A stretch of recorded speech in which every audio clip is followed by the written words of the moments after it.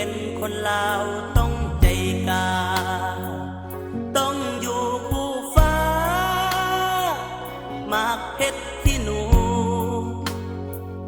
หูเฮ็ดหูใสหูเอาใจ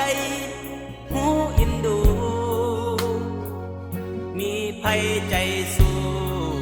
คงอยู่เป็นลาวเรื่อยไปพร้อมแล้วจะสู้ลำบากให้หู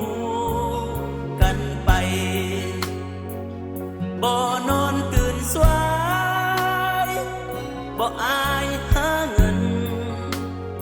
1 กีบ1,000 แสนเก็บไว้แน่นอย่าเพิดเพลินทำลายแนวคิดจ่ายเกินบ่ใส่เงินผิดทางกฎหมายกว่าจะได้มาก่อนจะได้มามันอ่อนล้ากายใจเอาเก็บเอาไว้ควรเก็บเอาไว้ดื่มไปเสมออย่าให้โบยบิน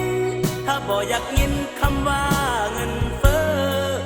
ปราบปรามพวกที่ละเมอเฟ้อฝันน้ำสาดอื่นเขาบุรุษท่านเก่าเกิดเป็นคนลาวต้องใจสู้บอกเขาให้หูหากใครสนใจเงินกีบเงินลาวบุรุษของเฮาตั้งชื่อไว้ที่โอมห่วงจิตห่วงใจเก็บเอาไว้เพื่อวันข้างหน้า